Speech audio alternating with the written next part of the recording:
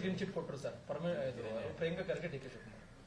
ಅದಕ್ಕೆ ಅದನ್ನೇ ಹೇಳಿದ್ರು, ಸರ್ಕಾರದಲ್ಲಿ ಜವಾಬ್ದಾರಿತ್ವಾದಂಥ ಸ್ಥಾನದಲ್ಲಿದ್ದವ್ರು ಹಿಂಗೆ ಹೇಳಿಕೆ ಕೊಟ್ಟರೆ ಅಧಿಕಾರಿಗಳು ಯಾವ ರೀತಿ ಕೆಲಸ ಮಾಡ್ಲಿಕ್ಕೆ ಸಾಧ್ಯವಿರುತ್ತದೆ. ಈ ರೀತಿ ತೆಳ್ಳ ಹಾಕುವಂಥ ಕೆಲಸಗಳನ್ನ ಎಲ್ಲೊಂದು ಕಡೆ ಸರ್ಕಾರ ಜವಾಬ್ದಾರಿತ್ವಾದಂಥ ಸ್ಥಾನದಲ್ಲಿರೋರು ಸಂವಿಧಾನವನ್ನ ಒಂದು ಕಾನೂನನ್ನ ಗೌರವಿಸೋದು, ರಕ್ಷಣೆ ಮಾಡುವಂಥದ್ದು ಉಪಮುಖ್ಯಮಂತ್ರಿಗಳು, ಮುಖ್ಯಮಂತ್ರಿಗಳು, ಗೃಹ ಸಚಿವರು. ಪ್ರಿಯಾಂಕಾ ಖರ್ಗೆ ಅವರಂತೂ ಎಲ್ಲೋ ಒಬ್ಬ ಮಾಧ್ಯಮದವನು ಏನೋ ಒಂದು ಟ್ವೀಟ್ ಮಾಡಿದ್ದ, ಅದನ್ನೇ ಒಂದು ಆಶ್ರಯ ಹಾಕಿ ತಗೊಂಡು ಒಂದು ಸರ್ಕಾರ ಇರೋರು ಯಾರೋ ಒಬ್ಬ ವ್ಯಕ್ತಿ ಸಂಬಂಧ ಇಲ್ದೇ ಅವನೇನೋ ಹೇಳಿಕೆ ಕೊಟ್ರೆ ಅದನ್ನೇ ಆಧಾರವಾಗಿ ತಗೊಂಡಂತ ಬೃಹಸ್ಪತಿ, ನಮ್ಮಲ್ಲೇ ಇವರು ಬೃಹಸ್ಪತಿ ಇದ್ದಾರೆ.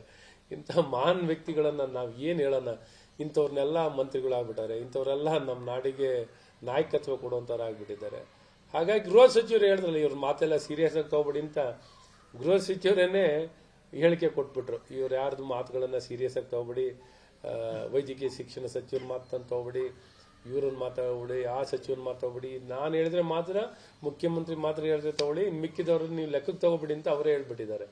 ಸೊ ಹಾಗಾಗಿ ಪ್ರಿಯಾಂಕಾ ಖರ್ಗೆ ಅವರು ಅವತ್ತು ಕೊಟ್ಟಿದ್ದಂಥ ಟ್ವೀಟ್ ಆಗಲಿ, ಸದನದಲ್ಲಿ ಅವ್ರು ಮಾತಾಡೋದಂಥ ಮಾತಾಗಲಿ, ಇವೆಲ್ಲವೂ ನಿಜಕ್ಕೂ ಎಲ್ಲ ಒಂದು ಕಡೆ ಜವಾಬ್ದಾರಿತವಾಗಿ ತಿಳುವಳಿಕೆಯ ಕೊರತೆಯಿಂದಾಗಿ ಅವರ ಒಂದು ಹೇಳಿಕೆಗಳು ಕೊಟ್ಟಿದ್ದಾರೆ. ಅದನ್ನು ಸಂಪೂರ್ಣವಾಗಿ ಖಂಡಿಸ್ತೀವಿ. ಈಗಲಾರ ಪಶ್ಚಾತ್ತಾಪವನ್ನು ವ್ಯಕ್ತಪಡಿಸಿ ಕ್ಷಮೆಯನ್ನು ಕೇಳಿ, ಈ ರೀತಿ ನಾನು ತಪ್ಪು ಮಾಡಿದೆ, ದುಡುಕ್ದೆ ಅಂತ ಹೇಳಿ ಪ್ರಿಯಾಂಕಾ ಅವರೇ. ಜನ ಒಪ್ತಾರೆ ಆಗ ನೇರವಾಗಿ. ಅಟ್ಲೀಸ್ಟ್ ಸ್ವಲ್ಪ ಒಂದು ಒಳ್ಳೆ ನಡವಳಿಕೆ, ಒಂದು ಮನವರಿಕೆ, ಒಂದು ತಪ್ಪು ಗ್ರಹಿಕೆ ಆದಾಗ ನಾನು ತಪ್ಪನ್ನು ಒಪ್ಕೊಳ್ತೀನಿ ಅನ್ನೋಂಥ ಮನಸ್ಥಿತಿ ಇರೋ ವ್ಯಕ್ತಿ ಅಂತನಾರ ಜನ ಮೆಚ್ಚುಗೆ ವ್ಯಕ್ತಪಡಿಸ್ತಾರೆ. ಕ್ಲೀನ್ ಚಿಟ್ ಕೊಟ್ಟರು sir Priyanka Kharge D K Shivakumar.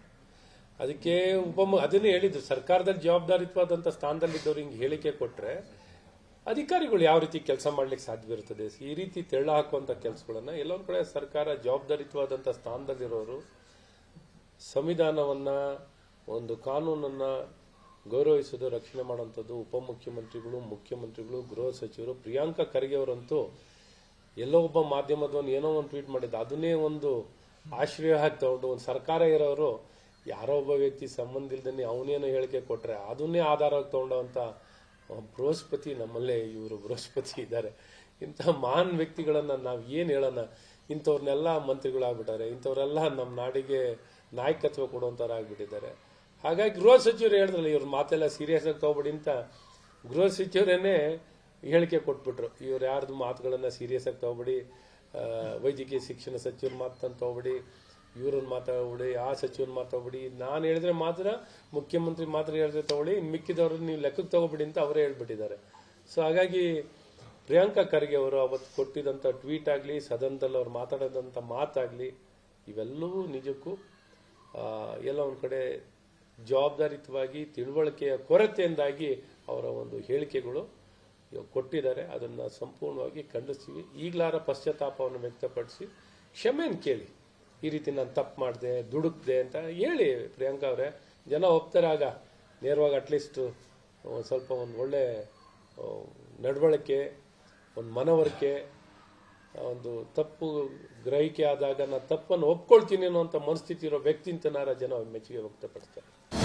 ಅನುಕ್ಷಣದ ಸುದ್ದಿಗಳಿಗಾಗಿ ವಿಸ್ತಾರ ನ್ಯೂಸ್ ಯೂಟ್ಯೂಬ್ ಚಾನೆಲ್ ಸಬ್ಸ್ಕ್ರೈಬ್ ಮಾಡಿ. ಹೊಸ ಸುದ್ದಿಗಳ ನೋಟಿಫಿಕೇಶನ್ಗಾಗಿ ಬೆಲ್ ಐಕಾನ್ ಕ್ಲಿಕ್ ಮಾಡಿ. ಲೇಟೆಸ್ಟ್ ಅಪ್ಡೇಟ್ಸ್ಗಾಗಿ www.vistaranews.com ವೆಬ್ಸೈಟ್ಗೆ ವಿಸಿಟ್ ಮಾಡಿ. ಅಂಗೈಯಲ್ಲೇ ಜಗತ್ತಿನ ಸುದ್ದಿ ತಿಳಿಯಲು ವಿಸ್ತಾರ ನ್ಯೂಸ್ ಕನ್ನಡ ಆಪ್ ಡೌನ್ಲೋಡ್ ಮಾಡಿ.